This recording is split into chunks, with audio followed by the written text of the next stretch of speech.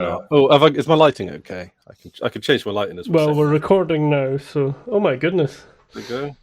Oh, you're like a ghost when you go the full white with that background. It kind of you like Oh, it's ooh. It's all happening. I look like a full scale, but I've also got natural light today as well. You know, this is as natural lighting as it gets for me at the moment. Did it snow there, Chris? It snowed here. It's snowing, but it's not sticking. So it's stuck. Class. I woke up and saw the snow, and I was like, "That's weird." And it was a little bit sleety when I was out. Actually, Chris will enjoy this. The only reason I noticed it was snowing is I got out of bed, I was getting dressed, I was putting my sock on, I fell over. Almost fell out of my window, and as I was half falling out of my window, I noticed it was snowing. Which foot is the sock on these days? Do you do alternate? Left, yeah. Or is it just socks on the left, shoes on the right. That's egalitarian there. Sort of. Each according to its warmth, each according to its need, or whatever it is. It's not sticking for us. It's more sleety, really. We don't usually get much in the way of snow. We don't actually. We don't anymore. That's the thing. Yeah, it's really unusual now. You don't get snow in England. No, we don't. I've seen it in Wales though. Yeah, but this part of Wales. No, you didn't. The part of Wales that I'm in is in a bit of a rain shadow. It's like not as rainy as the rest of Wales. So I don't know if that affects the snow either. I mean, it's sleety rather than snowy, to be honest. So I was going out. I am going out today, so it didn't dampen the plans. Good. So, right, okay. This was by far and away the hardest episode to stop watching at, because the end of the last episode, whilst it wasn't really a cliffhanger, but it was like it gave you a good setup for the next episode, right? That was they ended on let's use the Navoo to battering ram Eros, and this one, right? I mean, Eros just moved. As large asteroids are wont to do, Move discreetly, just out of the way. I mean, it looked like on the chart that it had just literally just. Yeah. But the amount of energy to divert an asteroid by like that much, like an enormous amount of energy. Yeah, like it's. So what is this? What is the protomolecule like? What makes you think the protomolecule's getting to do with it? Oh, do you think it's just random? No, I mean it was clearly. I mean, I'm just speculating here. I've not watched the rest of the show. It was the Mormon ship that they were going to wreck. So God saved it by moving the asteroid. Shit! Didn't even think of that. Obvious. Oh man, because you've got no faith, Chris. Or is the protomolecule God? I like that. Yeah. Well, to be honest, on a like a religious-y kind of thing, I always felt like God was an indefinable concept. Or is that kind of the point? I think that's the point. Yeah. I mean, big arguments about the personification of God in the history of Catholicism and Christianity in general. But yeah, I kind of think that's the point.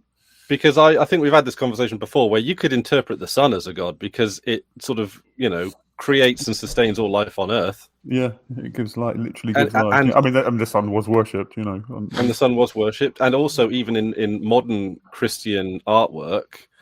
Are we the right order? I feel like we came in the wrong order. No, we're perfect. Oh, okay, fantastic! You filthy inner for me. You filthy inners are on the correct side of the recording. Oh yes, yeah. I'm so sorry, but I might have to stop. Is Peanut? You got to deal with Peanut. We've just been out, and he didn't do anything. No, keep this all in. Keep it all in. We'll talk about the imagery. You could do it too. Can start. Well, you could. Oh well, let him out. Let him out. We'll talk about it. He's been out. He's just. We've literally just come back from a walk just before I started recording. I will be right back. You filthy inners can keep doing what you're doing for a few minutes. I'll be right back. Okay, all right. He calls us the filthy ones. I know. We need to declare war on the belt. Just wipe them out. We're the ones with functioning governments. I mean, I know you've got our planet. Our planet's quite cool, but you've got a ton of unemployed poor people on your planet. So if we depopulate the belt, we could send your poor people to work there. kills two birds with one stone. Well, yeah, but like we don't like dislike our poor people, right? Like we just give them basic subsistence salary. Is that what it's called? Yeah, but if they're working for a living out on the belt, you rich people can have more. And I know that's how you like it over there on the. That's just a prejudice earthen stereotype. That is decadent earthers. We've just cracked on, with your air and your seas. Yeah, I mean that's kind of like I don't know. Like Earth definitely seems to get a bit of a bad rap for being gluttonous and greedy, but like if the Earth identity is confined to the planet, then like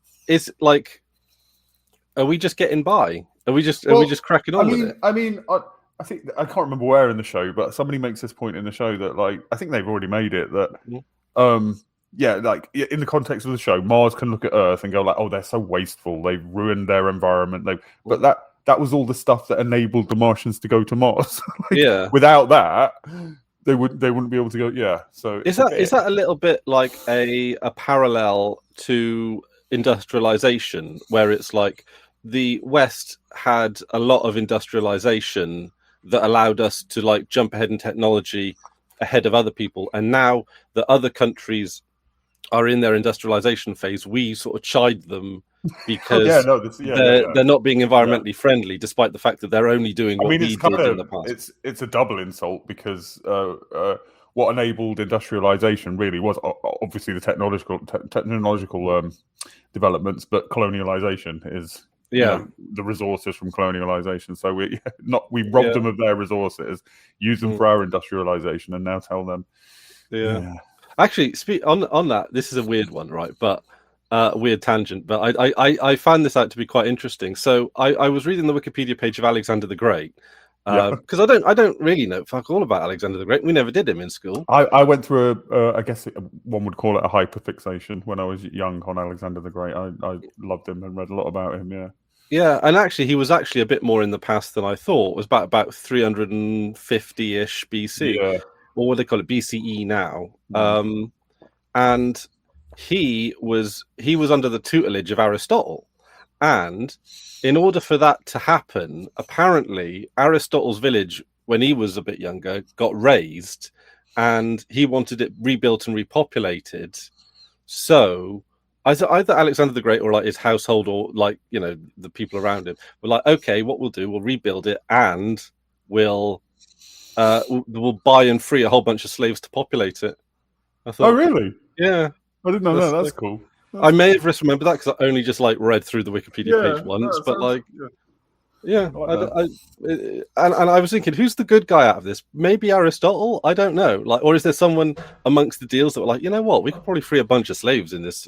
I mean, to be fair, classical slavery was very different from because when we think slavery, we think like American slavery, industrial slavery, and classical slavery. Not like it was always good, but it mostly wasn't anywhere near that bad, and sometimes was a better living than being a serf or something.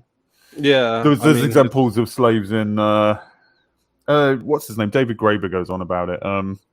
In Madagascar, and also throughout the classical world, slaves had wages. They could buy their own freedom. Slaves could even buy other slaves. So there was slaves who just rented other slaves to people. It's a complex. It's a big and complex thing. Yeah. Is David Graeber an anarchist? Yeah, I would say so. Yeah, he's on that side. Yeah, he's dead now. But was it quite recently? Probably about within the last decade, I would say. Definitely. I'm sure I've seen David Graeber. I'm sure I've seen him on podcasts. Like he's. No.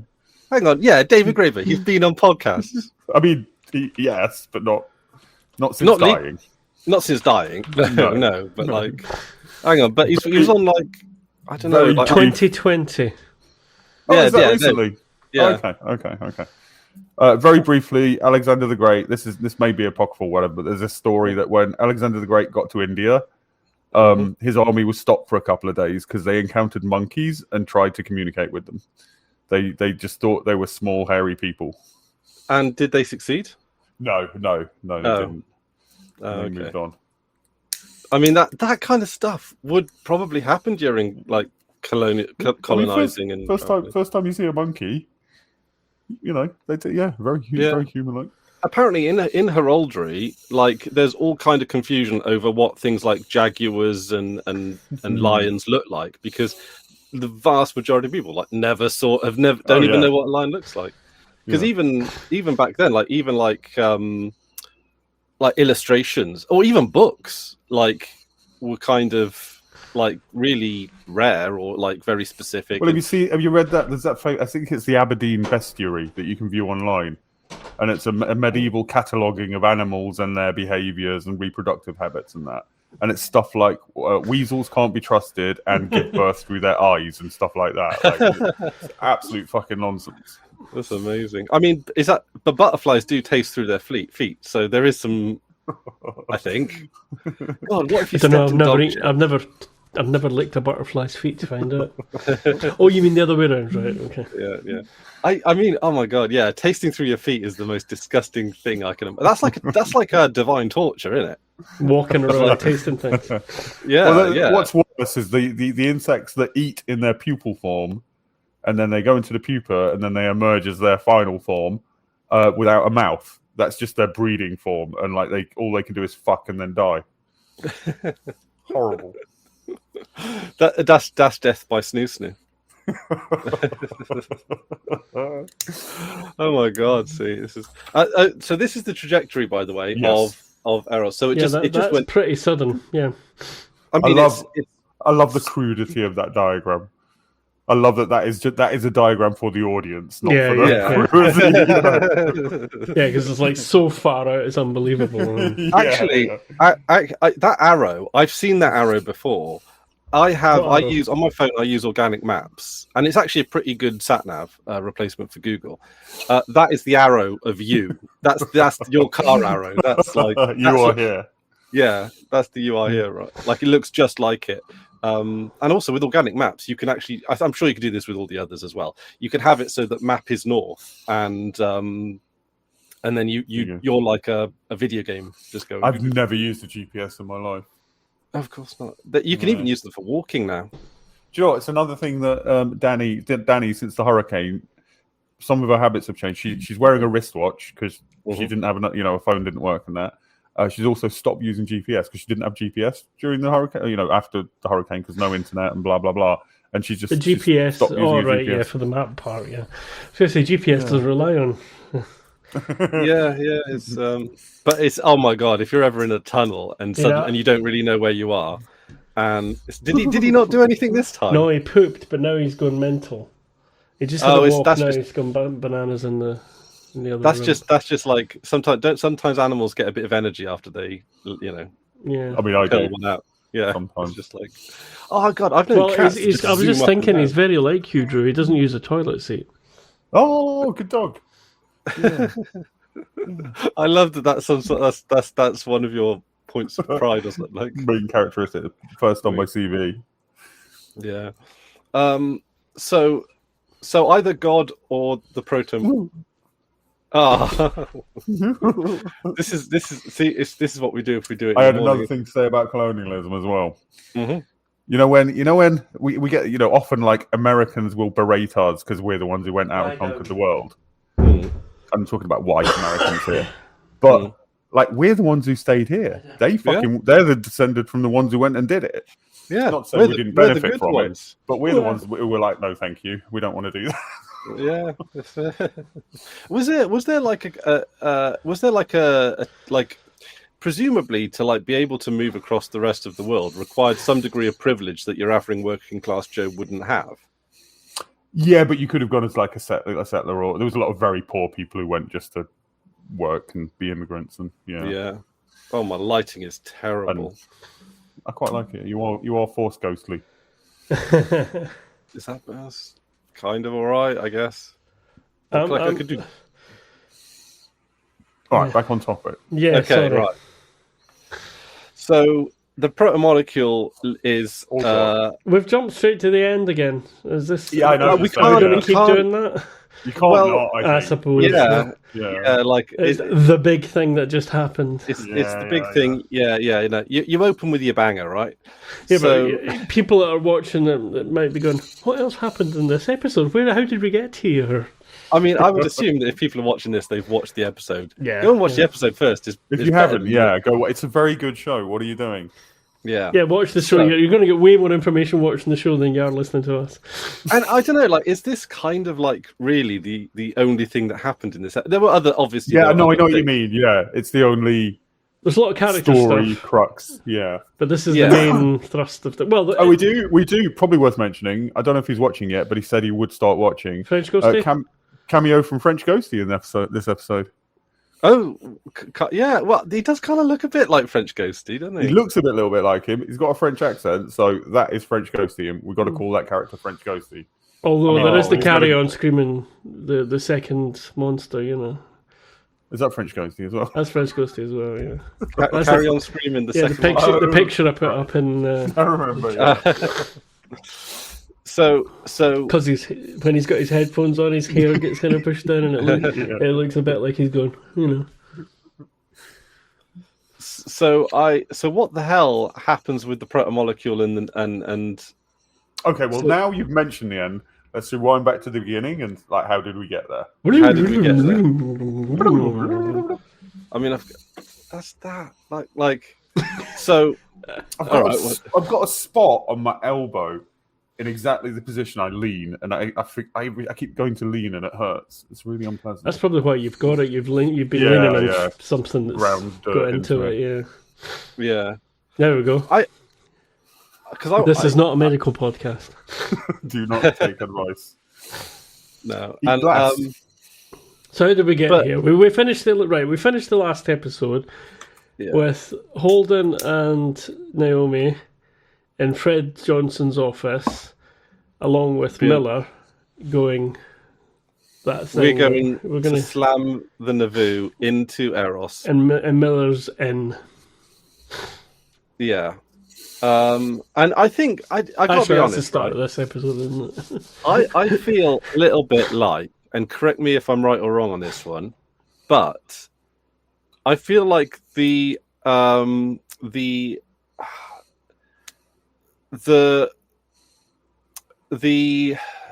okay, maybe like the Holden and Miller's falling out, or particularly Miller's falling out with Holden's falling out with Miller. Like, I get it. He shot an unarmed prisoner. That's, in the grand scheme, that's pretty bad. I understand why Holden's pissed off about it. Also understand why Miller did it. So yeah, it's an understandable. Dispute, it's two things, and obviously a lot of this episode is Miller going from not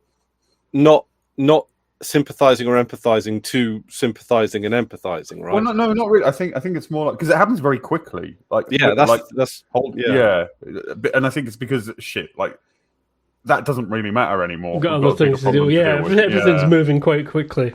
Yeah, but also I think him talking to Naomi kind of brings him round. I think him talking, maybe I think maybe even like Amos might have. I don't know how Amos folds into this. I think Amos is talking to Holden more. Yeah. I think that's since I mentioned it last time, but since the schism. Yeah. But also I think maybe it seems to me that Amos might see an alternative viewpoint in Miller, whereas like if he's only taking cues from Naomi, he's only got one perspective. Then Holden comes into the mix where there is like a competing idea of what the right thing to do. I think he's in his previous. I thought you meant Holden. Yeah, carry on. Yeah, previously in his life, I think he's only ever found one person who he thought was a good person, and now he's got two people who he thinks could potentially be good people. So why not take advice from both of them? And then Miller comes in, who is like, I don't know if you're necessarily a good person, a bad person, a neutral person, some sort of shade of grey or something. But I think Amos sees value in Miller's perspective. Well, no, you mean Holden, right?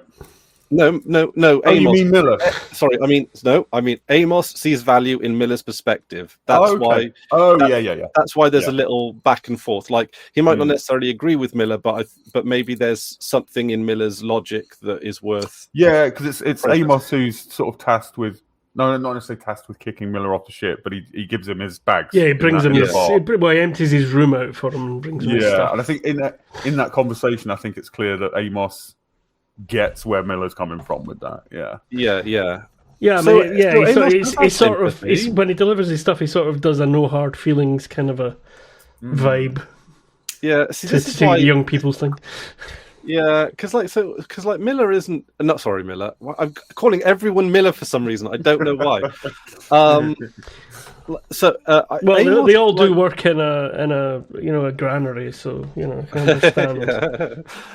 Amos, I don't know if Amos isn't devoid of empathy, right? He has empathy. No. I think he has diminished empathy and a diminished moral compass, but I think he has more than he thinks he does. Yeah, in the last 2 episodes, he seems to exhibit more empathy than some of the other characters. Like, for example, he empathizes with the Doctor, maybe because he sees a similarity in the Doctor to himself. Yes, but that's totally still empathy, still counts. Well, I think what it is, because I think I can't remember, it's called like a flat affect. So he's not, he doesn't wave him. He doesn't get angry when he's beating somebody up. He's not angry. Basically, he's not as emotional. Holden's blinded by his anger at this point, right? Whereas Amos, he doesn't have the anger. He's not blinded by the anger. So I think that's an advantage in some situations. Yeah, well, exactly. When and it's an interesting thing that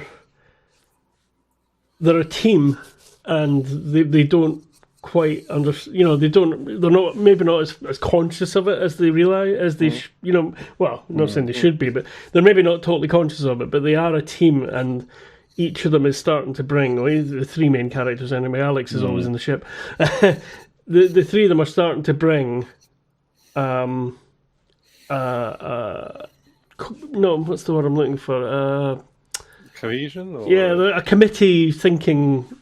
To them, different perspectives. They're not just acting on one of them's viewpoints at the time. Whereas previously it would be, Amos would maybe just do something and they'd have to react to it, or Miller would do something and they'd kind of follow along or reluctantly follow or argue with him and still do it. Or, and the same with Naomi would do things and she'd be a bit more underhand about it, because she's a bit more secretive than the other 2. They're not like a military ship. Like Holden takes charge in situations where you need somebody to take charge, but when they're out of those situations, they kind of operate like a democracy, like they vote on things and come to a consensus. Yeah. I think each of them are leaders in different ways, right? Like Holden is the leader of when you're on a mission in a captain kind of role. Naomi is sometimes often the peacekeeper or the emotional balancer or like some Amos. Diplomat. Amos is like the leader in physical thought. Like he is the I think Miller might, and Alex he pilots the ship, which is a very technical type of leadership. But and I think I don't know about Miller. Like he seems to be a bit more of a rogue, not a lone wolf, but I don't know if Miller, I don't know from my point of view whether or not Miller's going to be an ongoing part of the Ross and Anti. Well, I don't think he knows that. I mean, this is the thing about Miller is we already know that he's kind of a wanderer. Yeah, he kind of rails against being in any sort of particular mold or in any particular role. I mean, even as a police officer, he had his own, he made his own decisions. He didn't think about what his job was first, then deal with that. He just decided, who to side with and who not to side with as he went along. I mean, he's on the ship really because he's found people who are interested in the same mystery he's kind of investigating still, and also he's got nowhere else to go. And they have been quite just up until the big incident where he shot the guy and when he shot Dresden. He has been there's an acceptance there. There are a bunch of misfits, and he sort of inadvertently fits in a non-fitting way, in a non-conforming way. Yeah. Actually, I'm kind of thinking now, right, that there's like a sort of a theme emerging of a coming togetherness, right? And one of the, shall we say, like the more brutal and hardline examples might be the protomolecule itself, because maybe it takes things around it and it distills them into a single entity. Maybe like at the moment, maybe Eros moved because the protomolecule has basically made the asteroid a single, basically living entity, and it was like, oh, big things coming my way. I mean, are you thinking back to last episode with the dude talking about like the seed crystal being at the center and more vague than that, more sort of spiritually, just the idea that the protomolecule wants to bring things together to become, so it takes disparate things, brings them together into a unifying thing. Mars, people come together, unifying cause. This ship, all different people, Belters, Earthers, Martians, all coming together sort of for a single cause. The UN, nations come together. That you could say that's a theme of the whole show, because the whole show is about people being, sort of separated by circumstances over the last 100 years. Expanse, indeed, over the last 100 or so years. But from the very start, even the people who were ostensibly against each other have been trying to avoid a war. Yeah. So in a way, it's kind of what the whole show is about. Yeah. They are trying to accept that they are all human. I mean, doesn't somebody make that point at some point? Yeah, I think somebody has made that. Yeah, maybe more than one. Yeah. Well, I mean, they certainly make the point in the Mars storyline that someone who was born on Earth but basically grew up on Mars is as much Martian as someone who's born on Mars and grew up on Mars. I think it's a point Holden's made. I think Holden has tried to make a point. Or maybe it's in the future. I think it's happened. That we're like, it's not about Belters and Martians and Earthers. We're all. Is it snowing? Yeah, it's not about Belters and Martians and humans. Like we're all humans. We're all in this together. And then of course Naomi's like, well, it's not that simple from my perspective. And, exactly. Like, It's like real life. It's great for people to come and go, be all idealist and everything about we should all stand together about something. But then that's easy if you're in a position of privilege. Which is the right answer. Like it's always the right answer. Like Holden is right in that situation, but it's getting over that distrust and getting over the inequities, and like that needs to happen. The inequities is the biggest problem. I mean, this is the whole show as well, isn't it? This is one of the big things about the show is that you can project almost anything in modern life or history onto this canvas that they've made. I mean, that's why that's one of the reasons why it's such a great show and why it works constantly, is because it's so grounded in a realistic perspective. Or I mean, does that just say that history just really does repeat itself a lot? I bet. Yeah. I think it's partly, we've mentioned this before, I think it's partly because the show has an economy. I think you have to have an economy to have material conditions and material relations that lead to the things that make it echo the real world. Yeah. See, I kind of like that. That's similar with Game of Thrones. They have an economy there. Like, not as full an economy, but it does better than Lord of the Rings, which doesn't have an economy at all. Like at least Game of Thrones recognizes that. Yeah, and they have at times brought it into Star Wars, although again at a very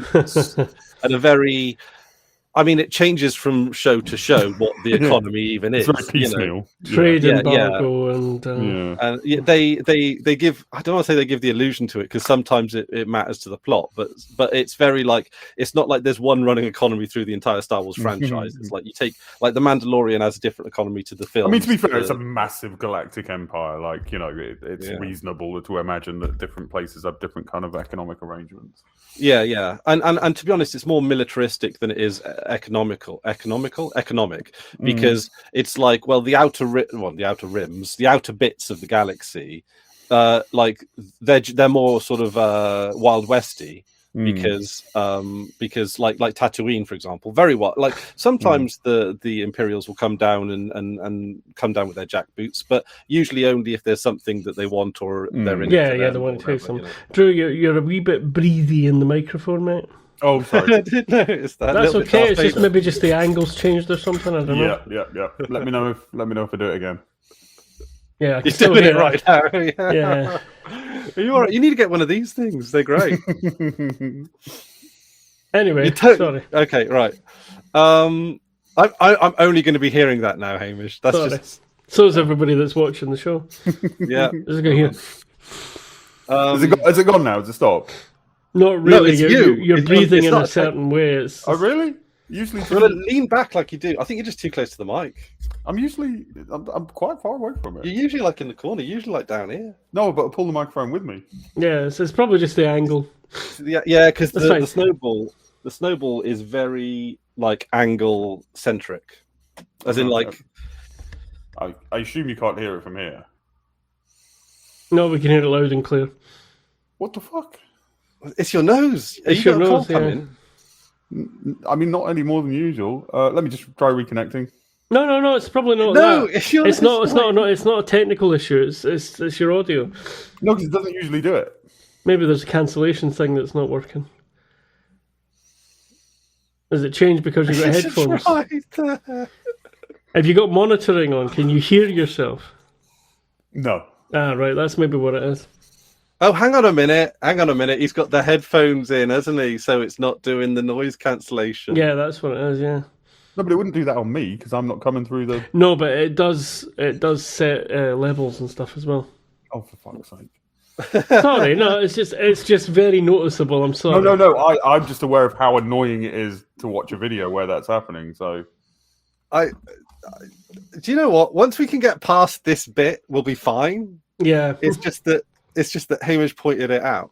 That's the problem. Well, it is. People are going to... Hang on, one sec. I've just put noise suppression on, so... That's it. Oh, there you go. Yeah. That's it. Cool. All right, okay. Mystery solved. Yeah. It's like... It must be a... Well, no, never mind. Let's not get... So just to be clear, you can't hear me breathing now? No, I mean it comes through in the noise cancellation a little bit, but it's nowhere near what it was. Yeah, nowhere near what it was. It was like a constant. It was a sort of low level Darth Vader thing going on for a little while. Yeah. Yeah, that's kind of. Sorry, do carry on. So we were talking about we were on trade stuff. Yeah, trade stuff. Okay, anyway, Wars, there's an economy in the solar system. Is where we were at. Yeah, just out of curiosity, do we know offhand how many satellites and asteroids and things that are manned? Like how many individual societies there are? I don't think there's a specific mention of it. We hear about some of the bigger ones. That's about it. Are we talking dozens or hundreds? I mean, there are independent things going on, so I would imagine hundreds. But... Yeah. Okay. Maybe not on the scale of like series or whatever. Yeah. That's a huge engineering operation to get something like that going. But ones that are on the surface of moons are how do you define one versus a group or whatever as well? So I'm thinking more like how many Tycho-sized towns or bigger are there? Should we say, or Eros-sized towns, or I'd say that's got to be in the. Tens. I mean, I'm completely guessing. Yeah, maybe up to somewhere around 100, something like that. Yeah, it's hard. It's hard to tell because, like I say, there's a lot of engineering involved in keeping something like that going. So maybe not that many. And because it's maybe essentially just a few. Because like the belt exists as an immense like mining operation. Like a lot of them they're basically nomadic, right? They drop their stuff off, but they live in space really.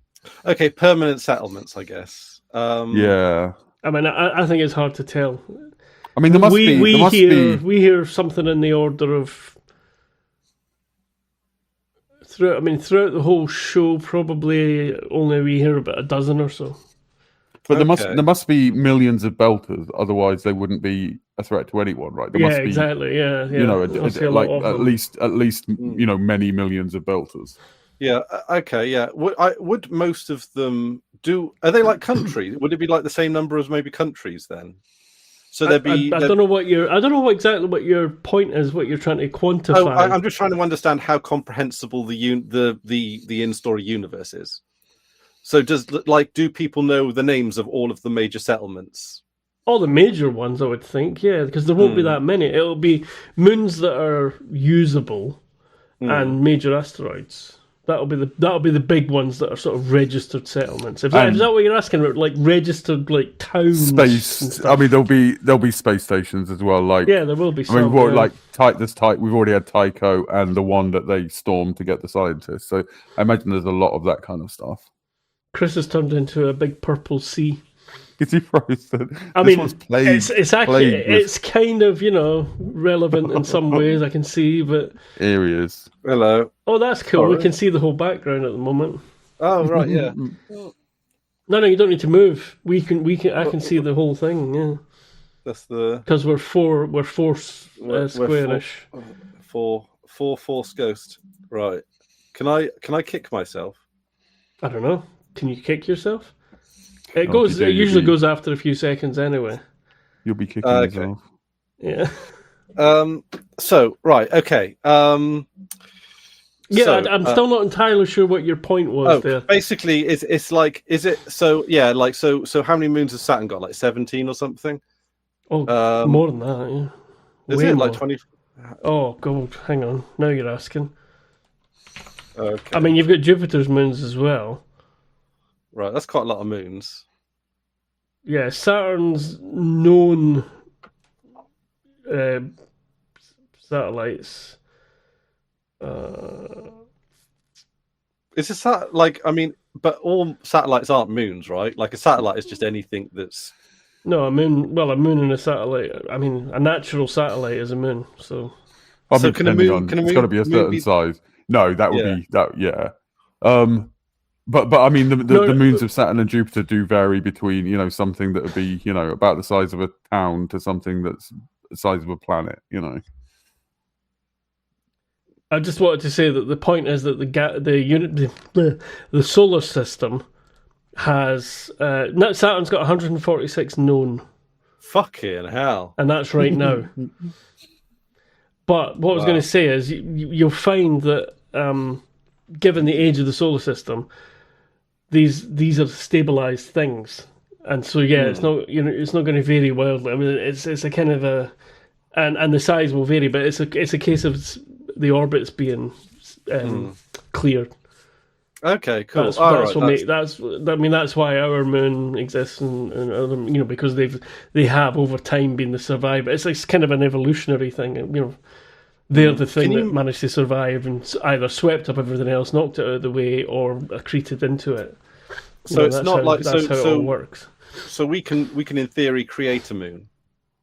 In theory, but you'd have to be pretty accurate. You'd have to But I mean, the main ways of things existing as a satellite, natural satellite, are the big one's accretion, which is where lots and lots of little things come together, and the density, when there's enough of it, the density crushes it to make a terrestrial moon like ours eventually. And then that can sweep up other things, knock them out of orbit, or they'll crash in and become part of the mass and all that. But a lot of the things that you see, a lot of the large asteroids that we see are quite they're not very dense, because it's basically a collection of smaller rocks together that have just gravitated and survived. So natural satellites vary wildly from being like basically captured asteroids to properly accreted. And our moon, like we don't really know with our moon, but the best theory for our moon was something big crashed into the Earth, and it's the remnants of the big thing that crashed into the Earth plus the remnants of the bit of Earth that. There's a few theories on it. Yeah. It's just, all I think is it's absolutely amazing that God managed to do this in 10,000 years. Busy boy. It has been busy. No, I mean, set it all up in 7 days. Well, 6 because he took one off. Lazy bastard. Wow. So, why would God need a day off? I think that was just a hint that we should. Oh, I understand the symbolism and it's a story for humans, by privileged male white, well, not white mostly, but privileged male humans, yeah. Anyway. But yeah. So this episode... This episode of our podcast is the most shambolic one so far. I'm just going to say, I love it, but... Yeah, well, we got the snow, we got the spot on your arm, we got peanuts, dog, me breathing. Yeah, my lighting, my internet going out. Yeah, stop breathing, Drew. Come on, for goodness' sake. I'm so sorry. It's like you're always doing it, for fuck's sake. Also, one thing. Anyway, what was the point of asking about? I've forgotten. I now know the point. I now know the point of what you might have been getting at initially. What was the point of asking how many moons there were? You think that every single one of them's in use? I'm just trying to get my head around how comprehensible how much of the universe, as in the solar system, effectively the in-show universe, how much of that the characters know and are aware of. And I guess I'm likening it in my head to like countries where people obviously know the big countries like China, USA, even like France, Germany, but France, then like even France. Sorry, French ghosty. But like people don't necessarily know like where St. Vincent and the Grenadines is, or St. Martin's. Yeah, there's going to be things like that going on. I agree. I imagine it's similar. Yeah, for the average person living in that world, their knowledge of all the If you're an Earther or a Martian, well, actually, the Martians are an interesting, different because they're a bit more socially aware, I would say. Thank you.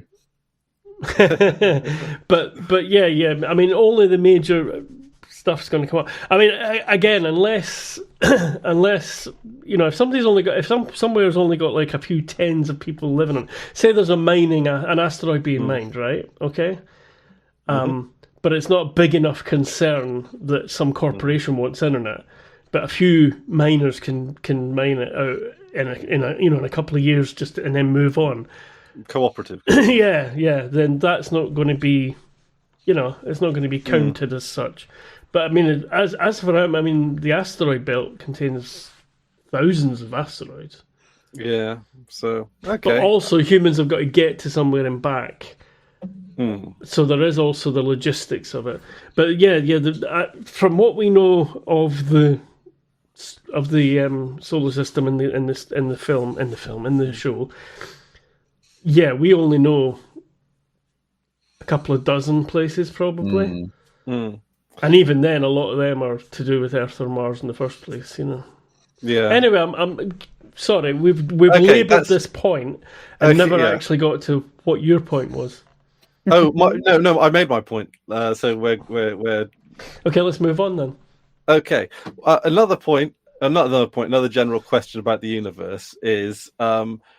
I noticed that Miller seems to only have one set of clothes, and I want to know how he keeps them clean, if indeed he does.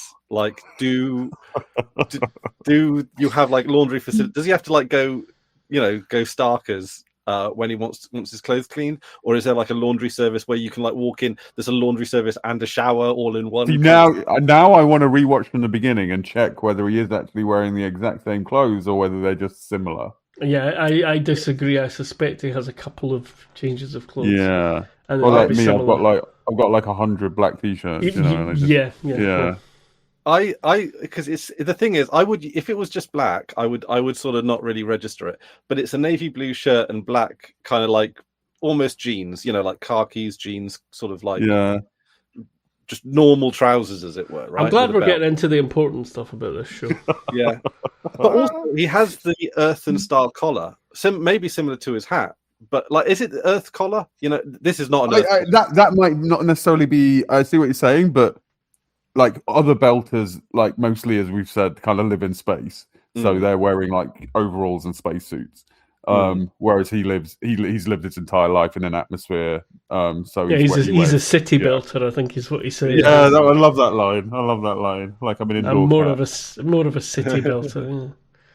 But also because the collar's interesting, because Fred Johnson does not. He has the Grandad shirt collar, which is I love those shirts, by the way. It's hard to actually find them. Yeah. But they're really kind of cool, and most people tend to wear them. Even Aaron Wright, he wears them in a more buttoned up, smarter fashion. But it's like in a post-tie world, and I feel like ties I think they're starting to come back, but they disappeared over COVID, and I think they're kind of staying as an optional component for a while. I'd like ties to fuck off.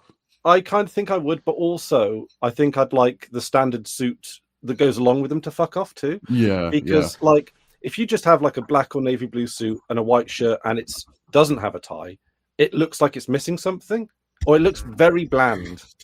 And the collar without a tie looks odd. Maybe just because we're used to it, but. Well, I don't necessarily. Yeah, like I don't necessarily. It's the whiteness of it. You're expecting a tie to be there because I like that a tie adds a bit of color to an otherwise drab uniform. But like, if you're gonna get rid of the tie, I think like have a bit of color or go black. You know, but then if you wear the black then you shirt, might never go back. Yeah, I was trying to find a way to say that didn't seem dodgy. Yeah. Well, to be honest, I'll be the dodgy one. On a way, like I mean, isn't it odd that so many people in the Discord room actually just all wear black all the time, but aren't goths? Like you know, I think Ghosty does. I think it's a nerdy thing, really. I think nerds are more inclined to, used to be before they started putting plastic fucking tat everywhere, but to utilitarianism, and it's a very utilitarian color. I mean, Linux uses them. No, yours isn't tat. Yours is contextually and like useful stuff, and it's not merchandise. It's you know, it's not anime dolls. Yeah, or the. There are a couple of Daleks back there. That's okay. Yeah. Anyway, and most of my stuff back here, I mean, you can't see it now. It's actually homemade. It's stuff people have made for me. You made some of it yourself, I've noticed as well. Moving on because I'm hang on. I've got my anime doll in the background. What is that? Virgin Mary?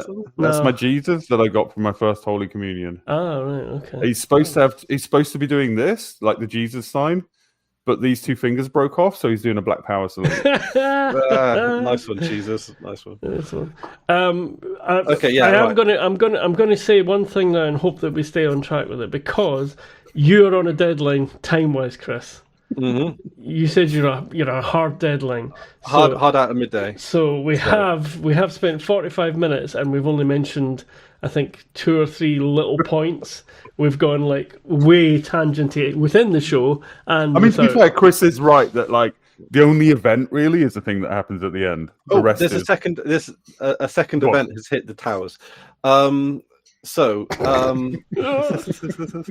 wow.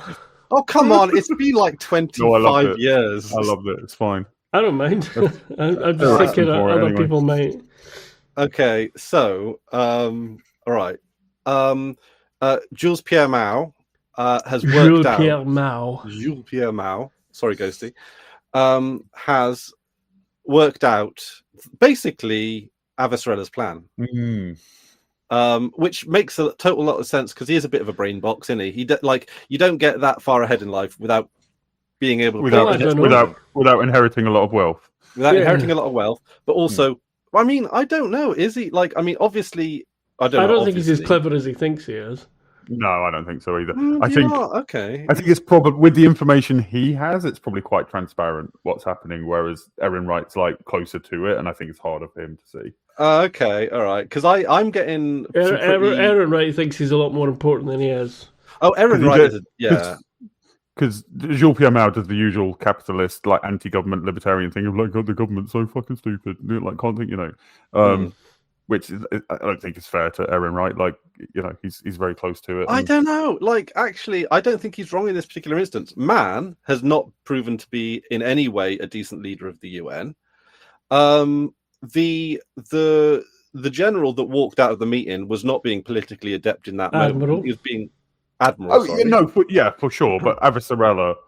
No, Avasarala is. He points out Avasarala is like the one smart person in a tank of idiots, right? And I don't think he's that far wrong. He's obviously, I don't know, he's being a bit like hyperbolic or everything like that. But like at the end of the day, like political leaders are the people who get to the top are often fucking idiots. But also the thing about one of the there's a few, I think there's a few skills that help billionaires, right? One of them is knowing billions of pounds and dollars. Well, yeah, but like we do know billionaires that have squandered shit tons of cash, and there have also been like members of the aristocracy throughout history that have basically drunk and gambled away their ancestral wealth. So, like, obviously, like, billionaires are taught from a very young age how to keep a hold of their wealth and how to manipulate it. But one of the skills that billionaires learn is, of course, how to exploit people, and knowing who's exploitable, knowing who they can sort of bring into the fold to make use of their skill. I'm basically coming up with different words for exploiting. But, like, being a good exploiter is sort of a talent in and of itself, right? And, like, he probably does have a good lay of the chessboard, to a degree, you know. I think he's just got. I think Aaron Wright is actually quite smart. I think Man, who's president, is idiot. But yeah, you've not really seen him much. Avasarala and I think Aaron Wright are very smart. I do think it's just Jules Pierre Mao has way more info. He knows everything that's going on at this point, like everything. Yeah, but to position himself in that position also probably requires some kind of adeptness, right? Well, no, it requires owning all of those companies where the information is coming from. Yeah. Yeah, he doesn't make any effort to do it. But he could also own Beanie Babies, you know, like... You know, like, okay, all right, it doesn't matter. Like, we all know you're a filthy capitalist apologist. Yeah. Well, I'm Mr. UN, aren't I? I'm basically man. You are, yeah. But I think, and maybe I'm just being dazzled by Jules Pierre's, you know, charisma or something like that. But I think Aaron Wright is an idiot, and I think this episode kind of outlines it, where he gets a bit desperate. It's like, you need us, come on, dude, come back. He's definitely desperate, and there's something quite he's grasping, like he's a selfish, you know, like, and that gets him into trouble. But I think he's smart, but maybe more evidence with that will come later. I think, right? At the point you're at, it's a fair assessment. Yeah, and also his suit is fucking delightful. Right? I'm sorry. How delightful. Let's see it then. Come on. Okay. All right. I can see you were fiddling with your background. Yeah, it is. Can you see? Is this one? Can you see it there? Oh, balls! I can't. Oh, he's there. Hang on. I'm going to put the kettle on while we're looking at his suit. I can't. Now we've got the earbuds. I can't hear you with the kettle. So okay. I'll be right back. But we don't. Yeah. I guess that one works. I don't want a close up. I need to send Drew one of those big stretchy cables for extending his headphones. All right. Of course, we could say Drew is a bit of a. Oh, never mind. Oh my. Oh. Does that? It's unbelievable. No, I'm saying, but I need to send you one of those. I've got like these coiled up stretchy cables for extending audio, and that would be these. Cool. I need to send you one, or send you the link for one, or that would be something. Cool. Yeah. Anyway, he's almost there. He's almost there. He's kind of got this cool pattern fabric with no lapels, right? It's basically a lapel-less jacket. I can't really see a pattern. It might be the compression or something. Yeah,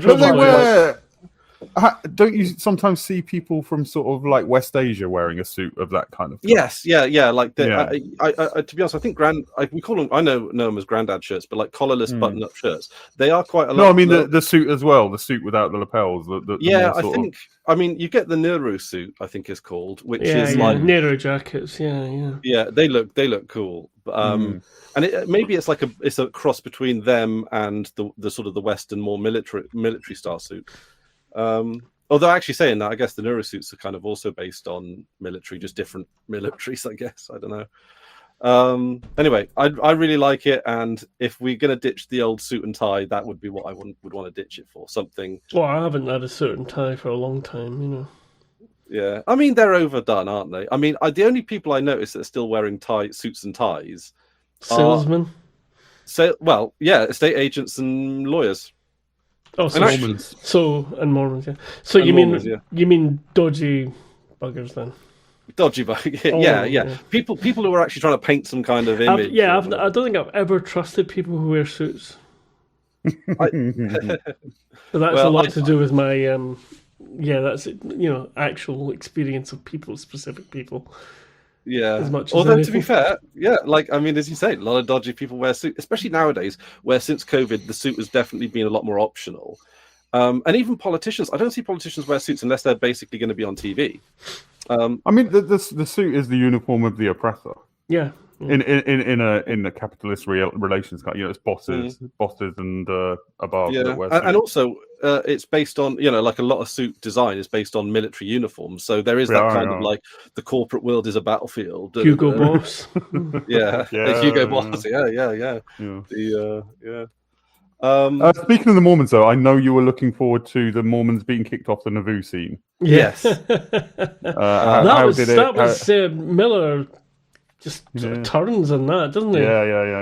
Yeah. But he does say, and I think he believes this. He does say, "This is God's plan," or "This is part of God's plan" to the Mormon. Yeah. Well, you see, that's the thing I was trying to sort of articulate in the last episode is that Miller has. I mean, it's not really. It's obviously Miller's journey in his own head that's bringing him to where he is.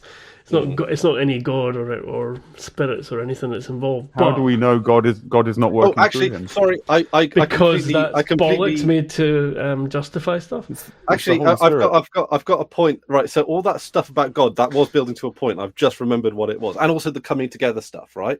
Because that's. Is it possible that Julie Mao, after she died or got encrusted into the protomolecule. Are you waiting for a 3-day gap? Is that what you're saying? Well, that's the second time we've talked about things being encrusted in this waking period for me. Hamish was talking about, I believe, a honey crusted vagina earlier today. Was, oh my fucking God. honey crusted pubic hair. Oh my God! Don't. That's it was Danny. It was Danny. It was Danny's fault. Danny was doing shenanigans. Oh my God! Blame it on the lesbian, why don't you? She'll have to watch this episode now. You reacted very strongly to that. Yeah, I'm usually strong. Like I don't. This is not the type of conversation I wanted to have on International Men's Day. So. Anyway, the thing was. What about in your beard or in your head hair? I mean, I don't like my hair being encrusted in any capacity. Yeah, exactly. Yeah, but you could crumble bits off and eat it. It's just like crystallized. Oh, don't make it worse. Okay, yeah, crystallized sugar, isn't it? Yeah. So, is it possible that Julie Mao is in fact, in a very real but also spiritual way, a part of Miller? Maybe it's not romantic or in love in the romantic sense, but is a kind of like a spiritual joining of two souls or minds in a way that's like they align with a cause or they align with a goal, or the spirit of Julie is piggybacking on Miller to further her. That is essentially my theory. But I would say watch the next episode. Yes. Okay. Because I think this does get. I feel like this does get a bit spiritual, to be honest. Also, when I was joking about God acting through Miller, but I just remember, the bird is the thing that arrives every time he's on a new sort of trajectory, and the bird is literally the symbol for the Holy Spirit. Come on, her name's Julie. But... Come on. Sorry, what? Oh. No, I know what you mean. The little what kind of bird was it? It wasn't a hummingbird, was it? I think it's a sparrow. I think it's just a sparrow. It looked like a sparrow. But the Holy Spirit in art is represented by a bird. So there's symbolism there for sure. And but what I meant when I say Miller means what he's saying when he says this is part of God's plan, I don't think he necessarily means it literally. I think he just means this is for the greater good. I think what he means is this is. I think he might be a believer in destiny. I think he means this is for the good of humanity, and if it almost feels like, look, if you knew what I knew, you'd be on board with this. Exactly. Your God would want us to do this because we could build another Naboo. If you have compassion for people, then you would, as religious people are supposed to have. I hope that once. Okay, I hope. Well, I was going to say, but I'm sort of speaking from a position of known ignorance here. But I would have hoped that if they'd have chucked Eros into the sun and everything had been hunky dory, although that feels like it would have taken a long time to get Eros into the sun. Yeah, I think so. So yeah, but that's why they were talking about sealing up the airlocks and. Yeah, that's why they're nuking the surface to make it and stuff. Basically, it's very hard to get into. It'd still be possible, but yeah.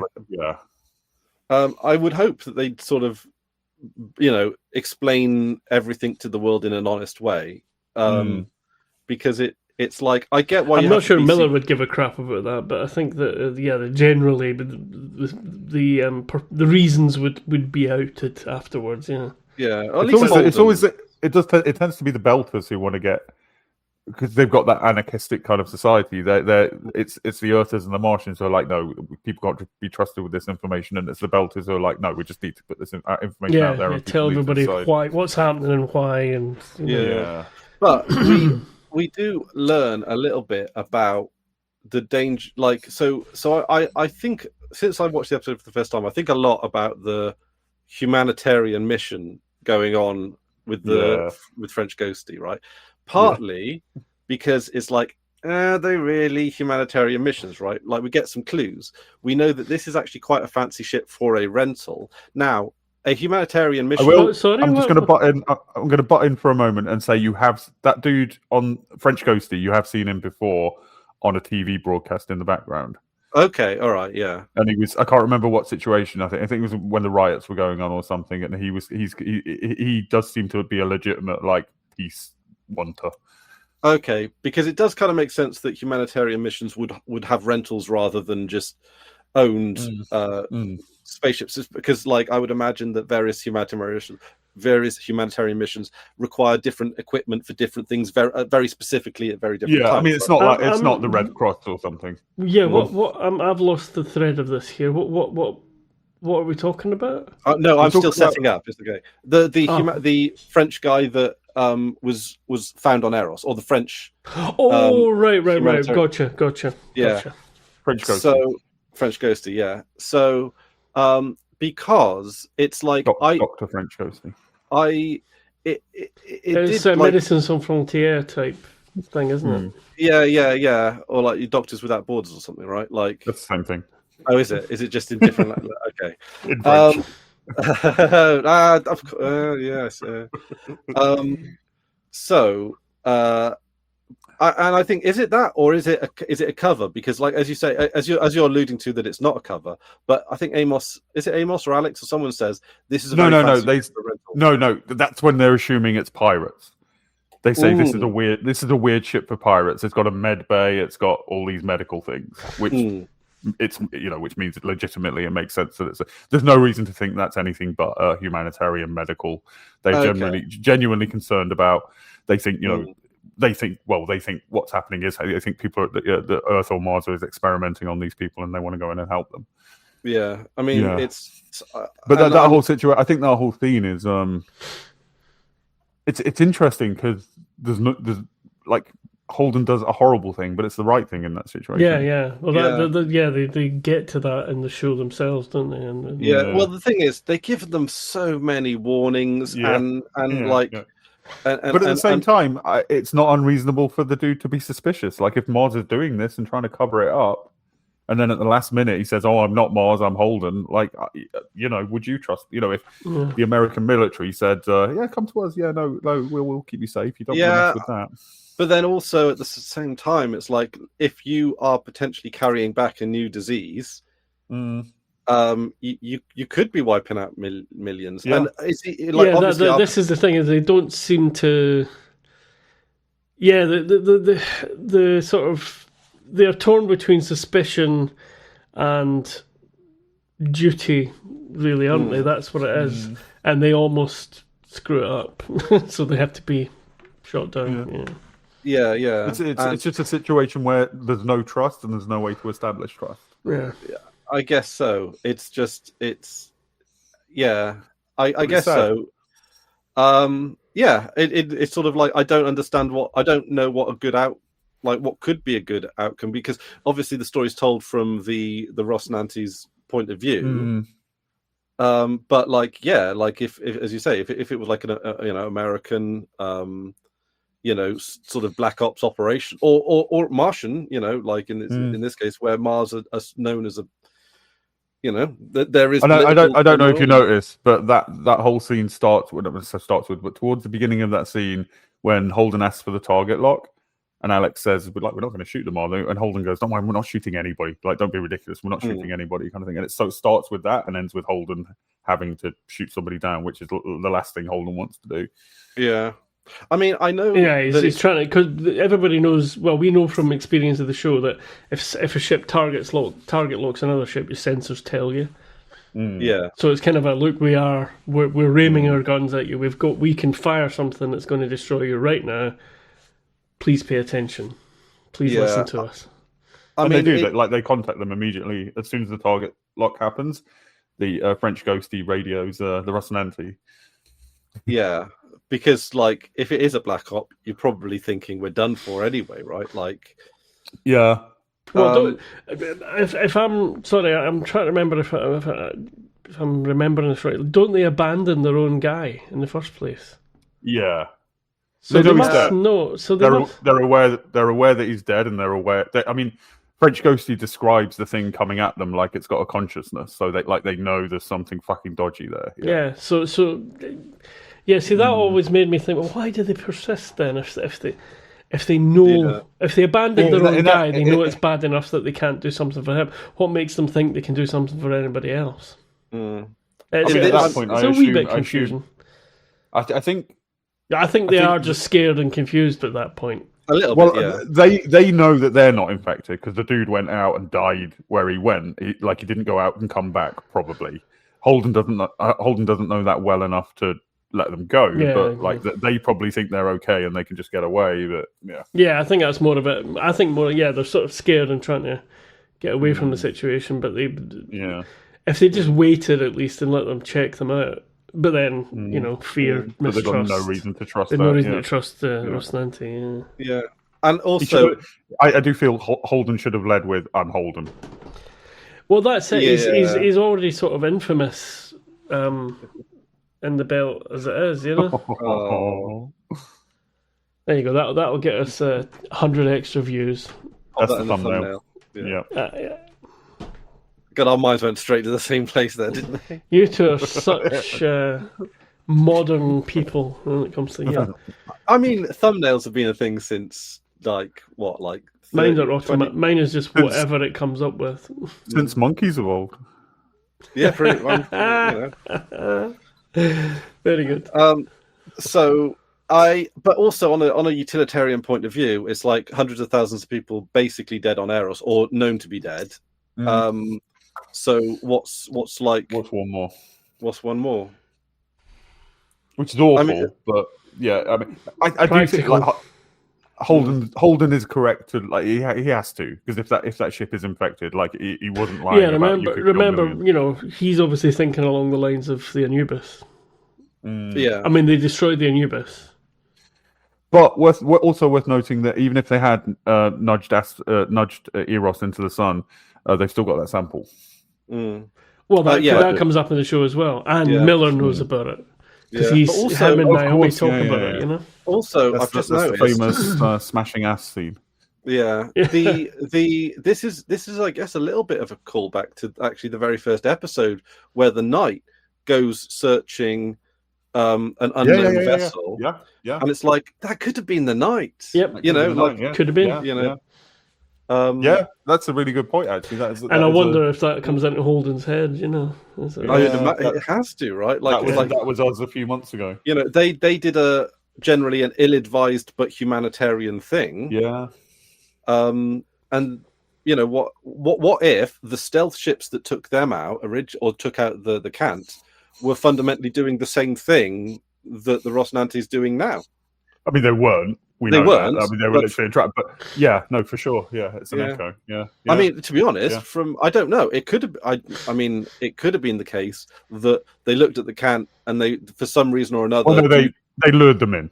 That's the difference. They lured them in. That was a deliberate thing.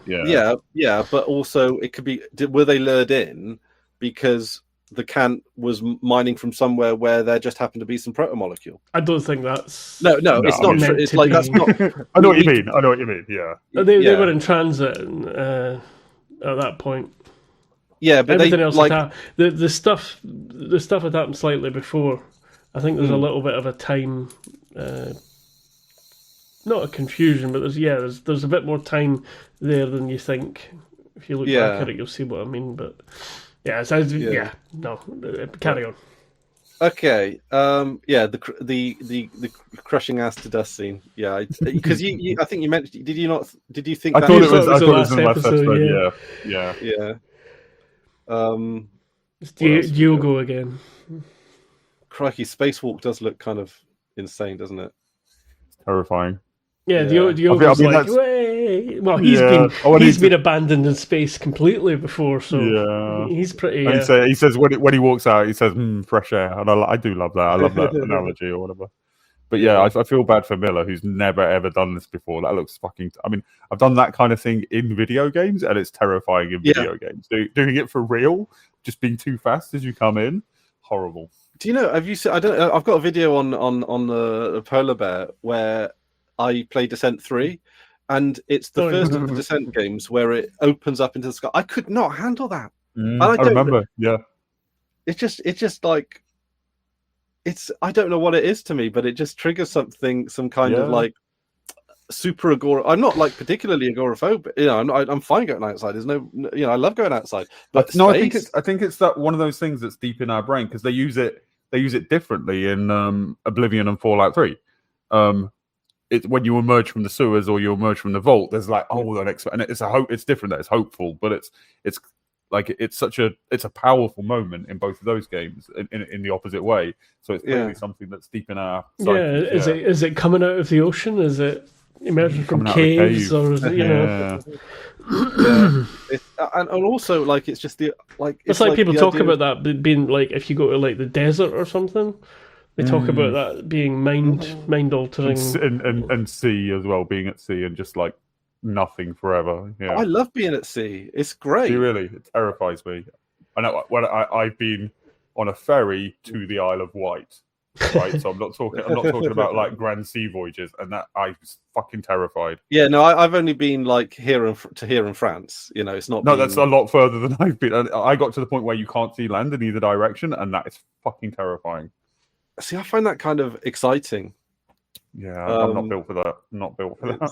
So it's for me, it seems to just be either that specific game, like in space, like it's that's. Well, I mean, that's the other thing you're talking about. How many settlements there are in the solar system or whatever earlier. It's like how big is space? I mean, even just from here to the asteroid belt. The difference in sort of distance between Earth and the Sun, or the Sun and Earth, and then Earth and Mars, and then Earth and the asteroid belt. You've got to remember these are ever increasing concentric ellipses of orbits. I've almost come to the realization that it is incomprehensibly big. Yeah, right? Douglas Adams tells you about that in The Hitchhiker's Guide. Yeah, big, like really, really big. Yeah, like my brain, it hits a biological ceiling of what you can imagine. Exactly, because there's no evolved purpose to know things that big. It's maybe the sea. I even the sea is bigger than I think I know. Yeah. I mean, if you think about like the Atlantic Ocean or something. I mean, the longest I've been on a ferry is about 7 hours, and where were you going? It's just it's like I don't know, can't even remember now. It's to France, somewhere in France. 7 hours. Wow. There are some long ferries to. Yeah, the one that goes Dover to Calais is pretty short, but I think there are ones that go from maybe not Cornwall, but over in that direction to. I suppose, Weymouth or something. I can't remember now exactly. It was a long time ago, but it's 7 hours, and like that's a long journey because it was going. It was. I don't even. I couldn't pin that on a map. or I couldn't like. I mean, the kind of bravery that's required, like the sailors who, when we weren't entirely sure. I mean, they were, but like we didn't have proof that the world was round, and they went on. They went out into the ocean just to find land in a particular direction. That is insanely brave. And like the Apollo cruise, the first one going to the moon, like it's not that it's the degree of bravery. I think it's a very specific kind of bravery to be able to cope with that degree of being away from everything that you know. Yeah, like I always kind of feel like... Yeah, but isn't that, just to go back to that, isn't that one of the reasons that Neil Armstrong was chosen, is that he was a very special man?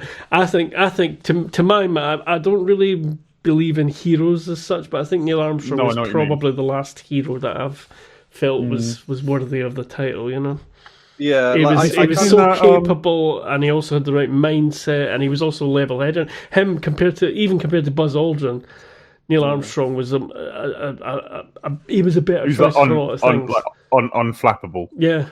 I mean, we've seen that caused problems in his personal life where he was like unemotional. Like these things go together, I think. He's called Neil Armstrong. He's not going to be a. He's not. It's a name on a par with like Luke Skywalker. I wonder if that's. I know George Lucas chose it because it's Luke S. Lucas. I didn't even know that. But it's not Keith Knobbly knees, is it? Well, Buzz Aldrin. I mean, come on. That's a hero name as well. Hero name as well. Yeah.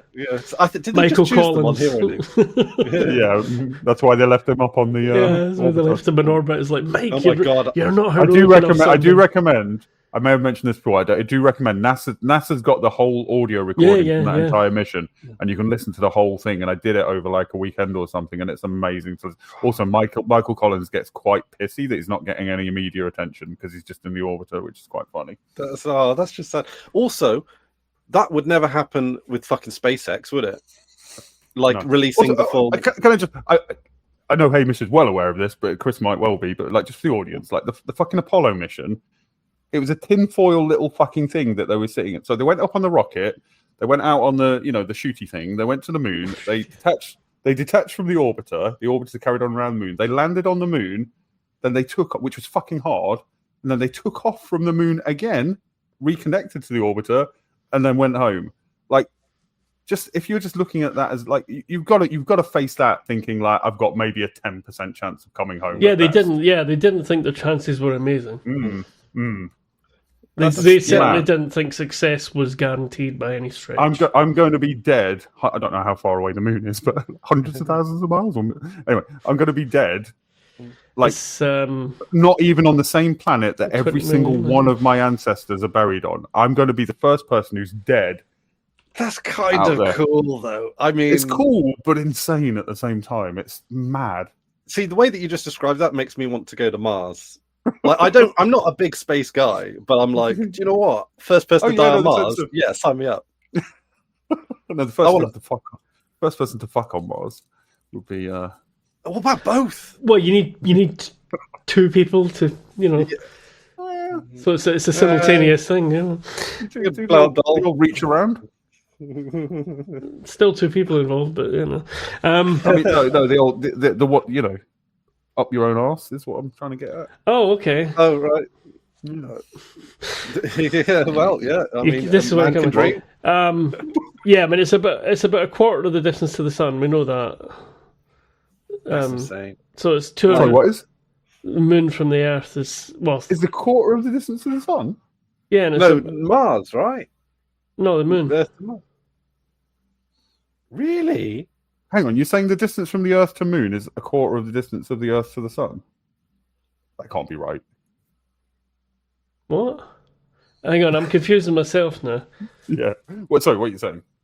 No, it's not a quarter. It's no. I'm talking about the size. Why we get eclipses? Sorry, I'm confusing two things. It's 238 or 240 million miles ish. That's a big number. But it's 240,000. Sorry. Sorry, to the moon, and it's 93 million to the sun. Right, yeah. But the relative sizes give us almost exactly the right size for everything. Yeah. Sorry, I shouldn't have done anything with numbers at this point of the day. Do you find it really weird how much stuff lines up kind of perfectly with the Earth, the moon, and the sun? Because it's like the moon is rotating at the exact same speed so that it's facing the Earth all the way around, right? Yeah. And that's only libration. And is that just a cosmic coincidence, or is there? Yeah, well, obviously yes. But the thing is, we spot these things. It's like why do humans exist? Oh, we must be special. That's that you're connecting things from a different point of view. No. It's proof of God. Checkmate, atheist. Yeah, right. Yeah. I'm converted. As the theist on the podcast, I have to hold my ground on that one. Okay. I mean, it just feels very. I mean, it does just feel very coincidental / Yeah, but it's like, it's the point of like, oh, we have one moon and it faces us all the way around. Name another planet that happens. I think it's a bit like saying, it's weird that we exist on the one planet that is suitable for sustaining life. What a coincidence! Yeah, I think it's a bit like that, which is I mean, yes, but also it's looking at it the wrong way around. Basically, it's like how people think evolution works. It's like what I was saying about like World War II granddads. Yeah. Well, so it's all survival bias. All of our granddads survived World War II.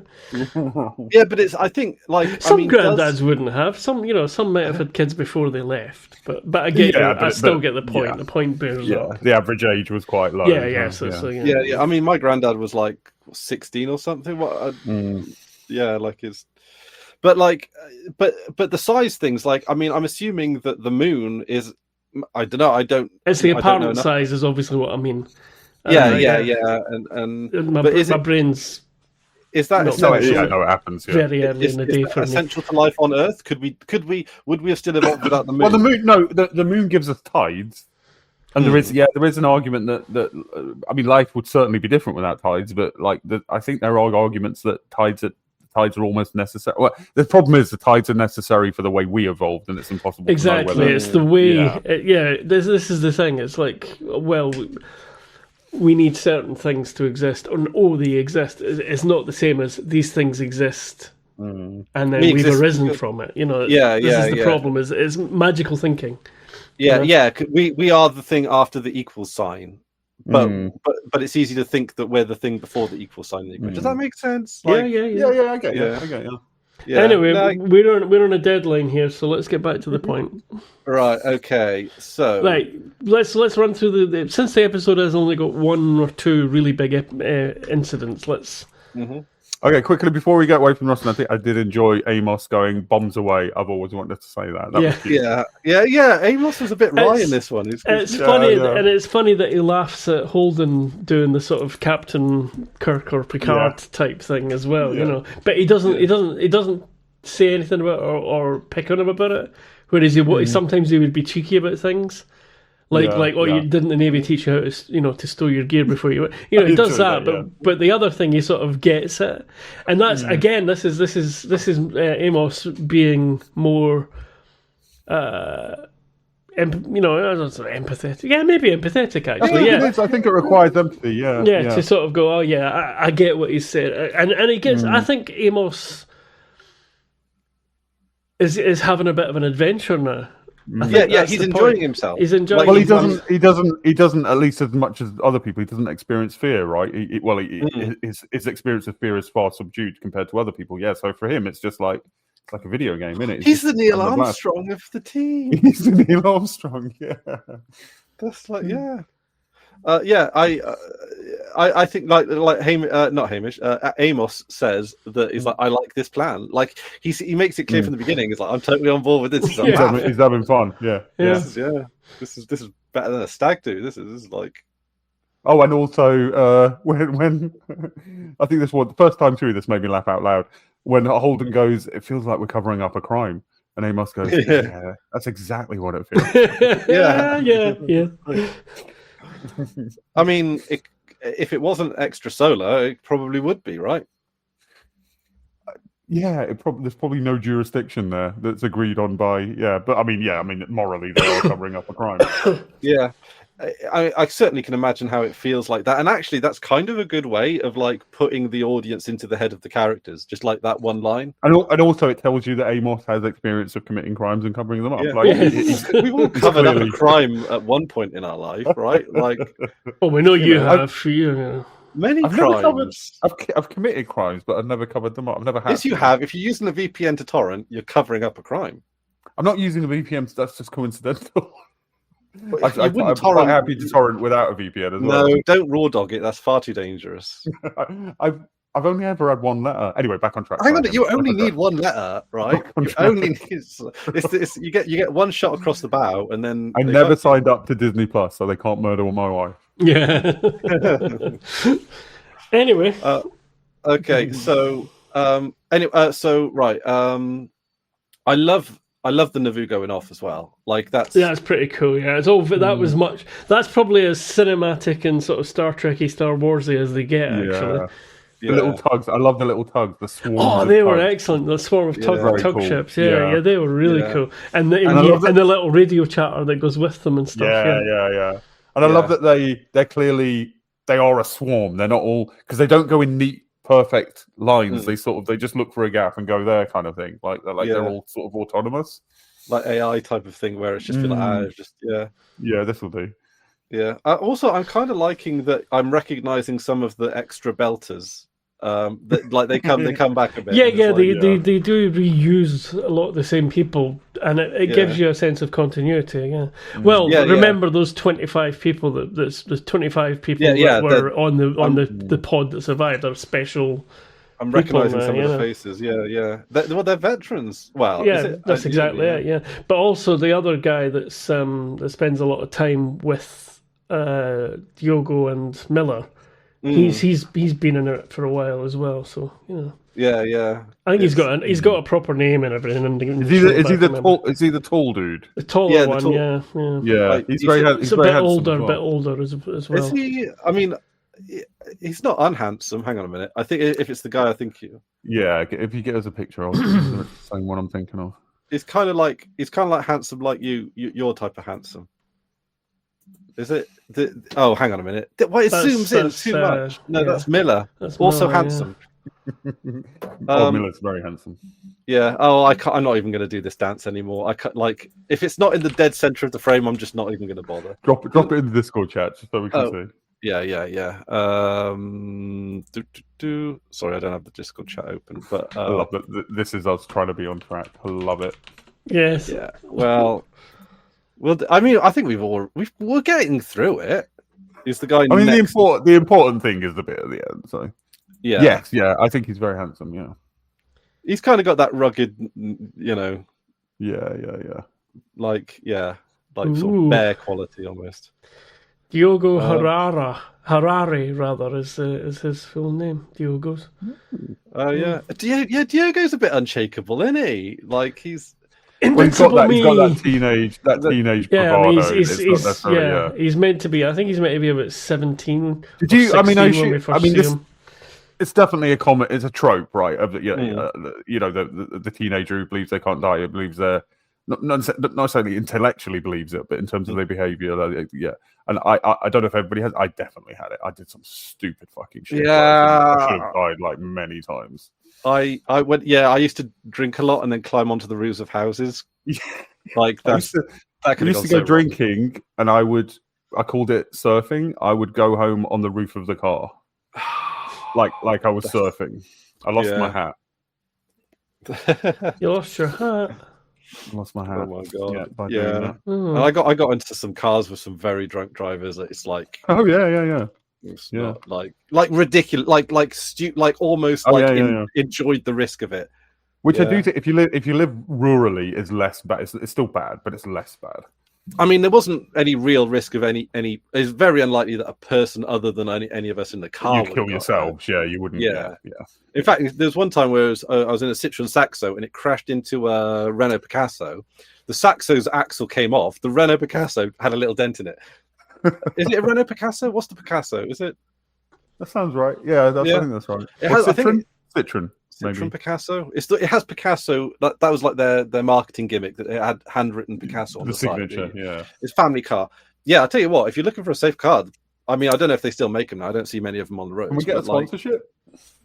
I mean, if they'll give me a Picasso, it's a bit bigger than what I usually drive. I like small cars. Was it the hairdresser car? Is that the hairdresser car? Is that the comment? Yeah. Yeah, I like the I like a smart car, if I'm honest. I've never driven one, but I'd kind of like, I'd be into it. I like small cars. Yeah, small cars are cool. Oh, anyway, in the country, it's people drive Land Rovers in the country, don't know how to live in the country properly. Unless you live on a farm, but like most of the time you want a small car so that you can go around those country roads a bit quicker, It's just like, In fact, to be honest, the Citroen Saxo, pretty good car, despite the fact that it can't hold its own in a crash.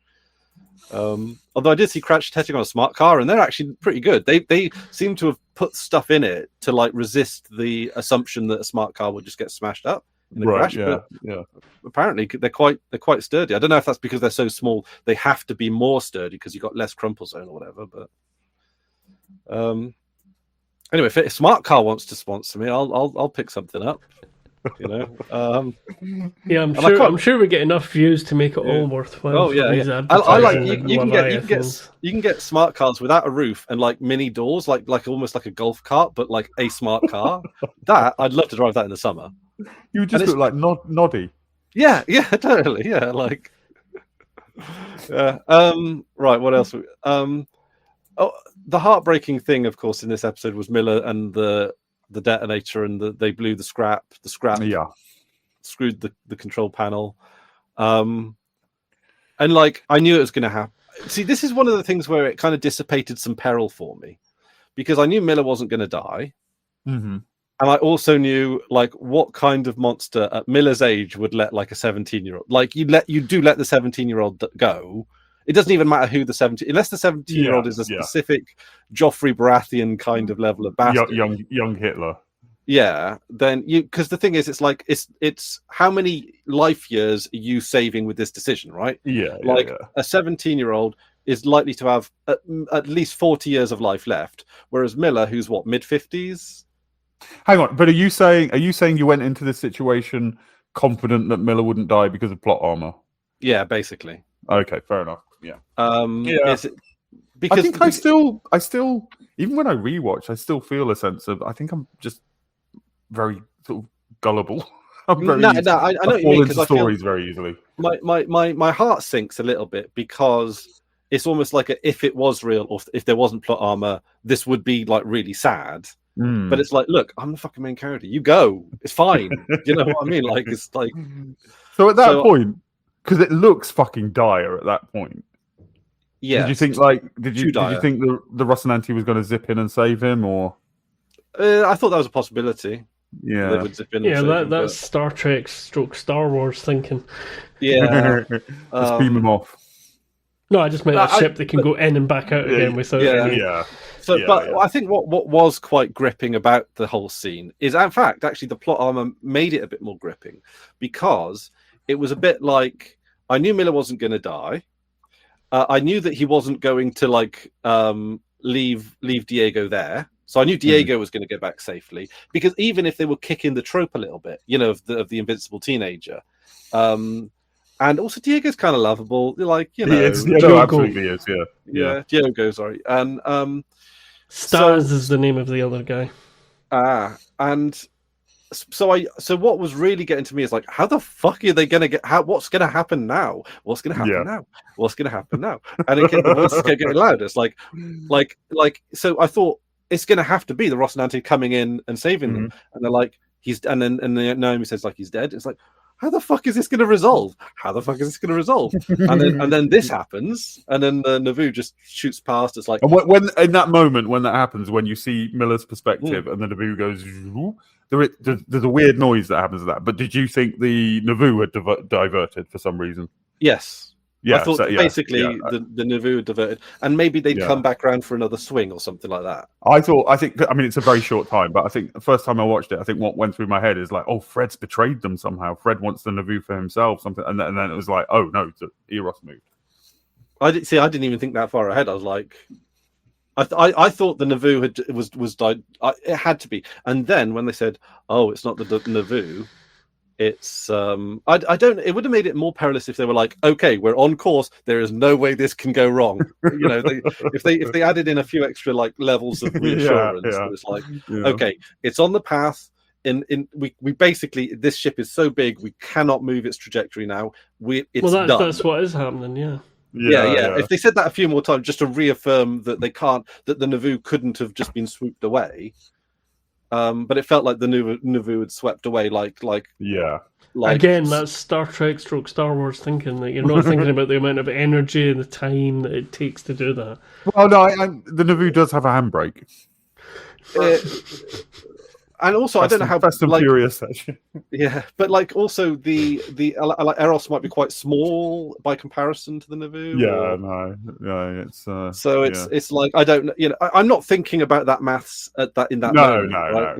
I get that. But I love the emotion because it shows it's a lovely moment because you see the Rocinante crew just waiting for the Navoo to hit and kill their friend, and like Naomi's crying.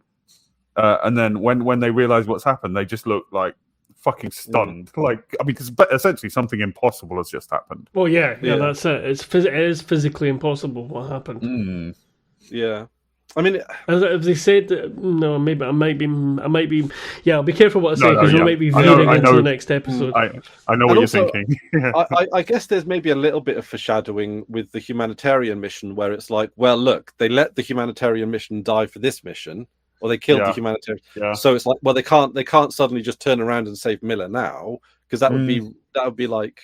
I think they would have done had they had time. I think they literally just do not have time to get there and get back. I think if it had been within the realms of possibility, they would have gone for it. But it was just but also, I guess like explaining to the humanitarian mission, hang on, there's this huge ship that's going to push this thing into the sun, like. And it's like, nah, you're just, oh my God, that's not even a good lie, I mean, but it's also, when the Navoo, assuming everything had gone to plan, when the Navoo hits Eros, like, it's not just going to go like, bump, bump, like, it's going to be fucking explode. Entire ship, including a big nuclear reactor, is going to fucking explode. Like, anybody in that vicinity is dead. I was expecting more space snooker. Just like, pot black. Dave Cinzano Lister. Yeah, that's the one. They didn't. This isn't a throwback to Red Dwarf, is it? Because hang on a minute, just a side note, because I know we're running a bit out of time. Is Red Dwarf proper sci-fi? Because I kind of feel like it is. They mix and match it very liberally. I would say, I think even comedy sci-fi things, so long as they have sci-fi in them, consistent within itself. I don't think it even needs. I would say Futurama is science fiction. I don't think science fiction has to be self-consistent because it's not hard sci-fi. Yeah. I mean, it's got hard sci-fi. It's got some hard sci-fi ideas. Yeah, but then other things in it are just like very, completely hand wavy and Well, yeah, but then isn't there a little bit of all sci-fi that has at least a hand? A little. I think it's a matter of degrees. Yeah. It's a spectrum. Yeah, and are we operating on the principle that Star Wars is not a sci-fi? But I think you can make both arguments, and I think they're both valid. So to say that it is, and to say that because it obviously in ways space opera, it's got spaceships. It's got it explains some of the science of how the spaceships travel. It happens in space. It's with full gravity, and I mean, science fiction is really a difficult thing to define, isn't it? Really. Yeah. I mean. Also, we often think of science fiction as a space thing.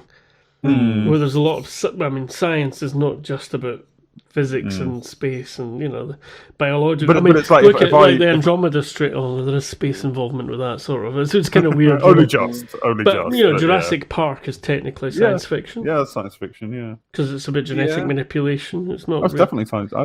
Solidly science fiction. Yeah. I mean, I've even heard arguments that Game of Thrones is science fiction, but I wish it had been. It was originally going to be more science fiction-y before it was thrown into medieval fantasy. I wanted that to be the Earth, and this is what I thought when I started reading the book. It was before the TV show.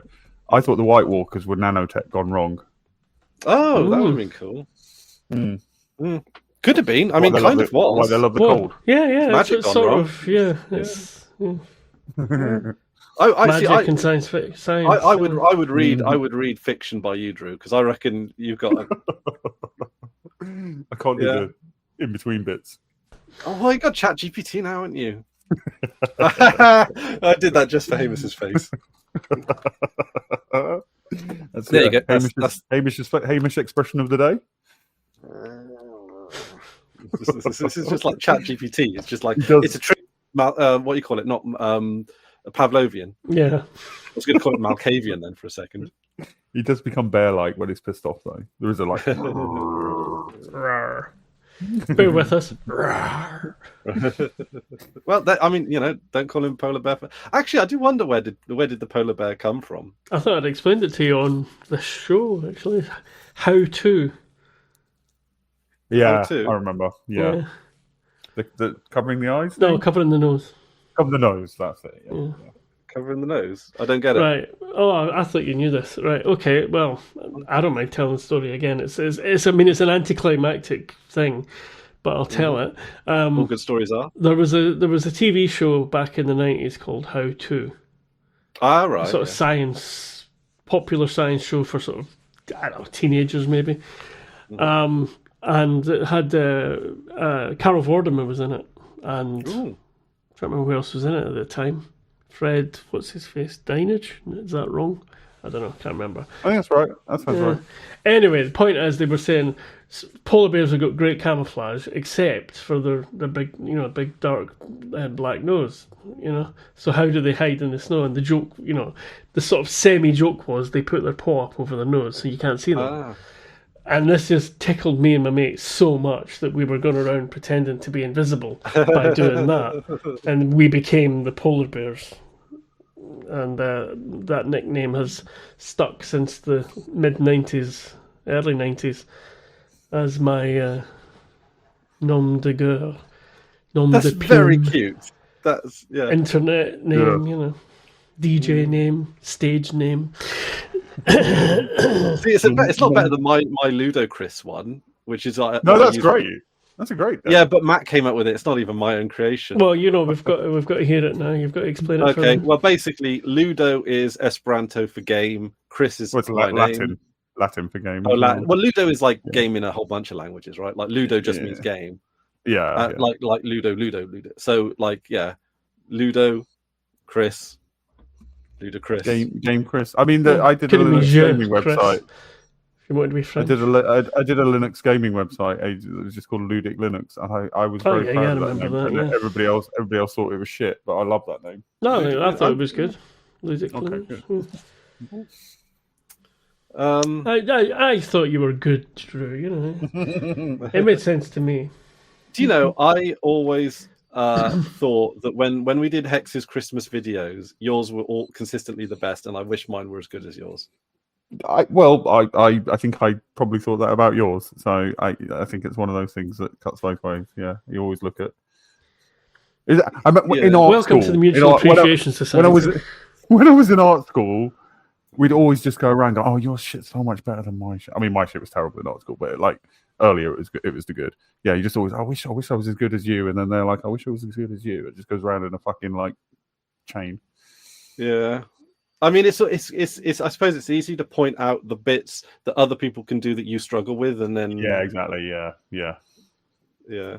It's harder to see the stuff that you're good at yourself. Yeah. Have we ticked off everything on this episode? I'm scanning up and down. I'm just having a look. I think in a vague roundabout kind of way, we probably have. We've talked about Avasarala and Mao. We talked about the Mormons and the ship being commandeered. We've talked about obviously detail about the actual mission. I have a note for a bit at the beginning where they're talking about what they're going to do, and Naomi says to Fred Johnson, "This is going to destroy you, along with everything you've done here." Yeah, which I think it's worth. Fred is making quite a sacrifice doing. Although you could build another Nauvoo. It'll take a while. But how are you going to recover from that?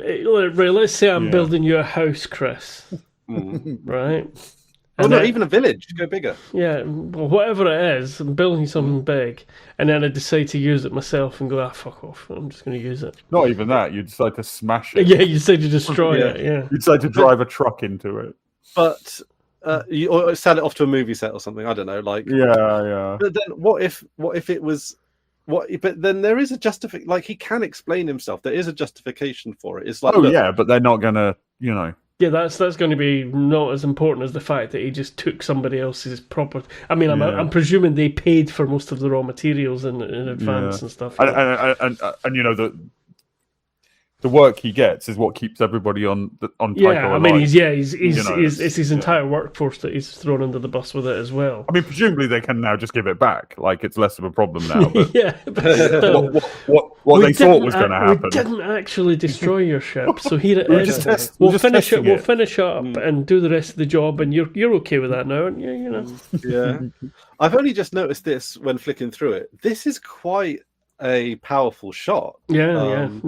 Joe Perma's place is there, and then what? And is this... contrast that in your mind with the effort that Holden's family have to go to keep a bit of land. Yeah, and there's walls. Look at those. Are some pretty, Donald Trump wishes he had walls like this. There's also when you see the shots of New York. I didn't want to mention this too early before it's not like a plot thing or anything, but before we'd mention it. I mean, there was a thing with what do they call it? The Yukon Archipelago, which is currently the Yukon Peninsula. So the sea levels have clearly risen, and you see on the shots of New York from like the bay, you see like sea walls. I think you mentioned it because we were talking about the London sea. Yeah, so like presumably all the occupied places in the world have got like sea walls to keep the risen sea out. Yeah. Now I don't know if this is hang on a minute. This is like the village or where all the skyscrapers are. Well, I mean, it is obviously where all the skyscrapers are because there's skyscrapers there. We can see the skyscrapers. But that is actually that's got to have been either like Central Park, right? That he just now owns. I mean, it's in that. Yeah, isn't it? It looks like it's on Manhattan Island, right? I think so. Yeah. And it's. So either he terraformed a bit of like New York. Bit in the see just above your head at the moment. There's some trees that could be poking over the wall, and there's a gap there. So this could be like Park Avenue, what used to be Park Avenue or something. Yeah, hard to tell. Yeah. Also, but the point is that, as I say, contrast that with the amount of land that Miller's family have, and presumably and as we know, the massive amount of effort they had to go to maintain it. And that was rural, what would be now rural land. Yeah. Where was that? They did say, didn't they? But I can't remember where that was.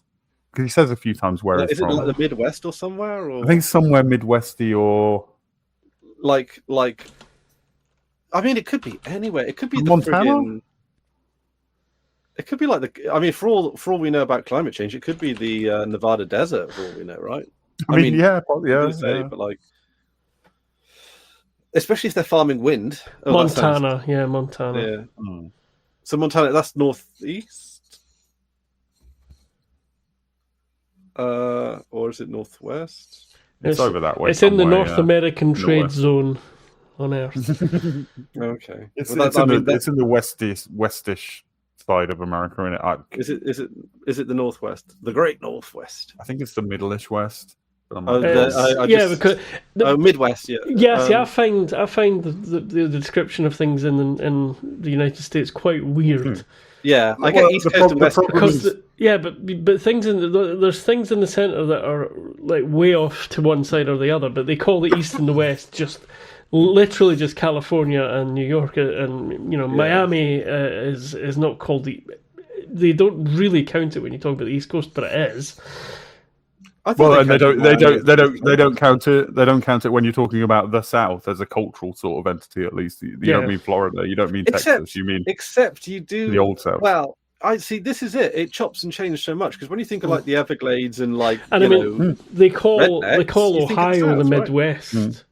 For example, they call Ohio. I mean, the reason for this is the reason for this is because they were using, they occupied like this bit of it when it was the colonies. Then over 400 years, they expanded.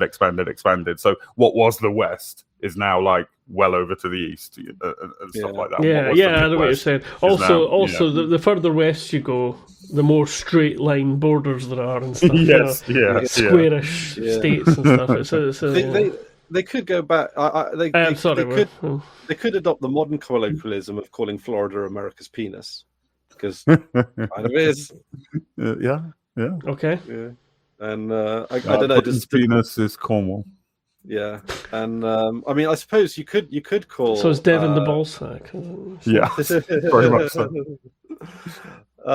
Yeah, but then London honey is the encrusted Devon. London is the anus. It all matches up. Yeah. Oh yeah.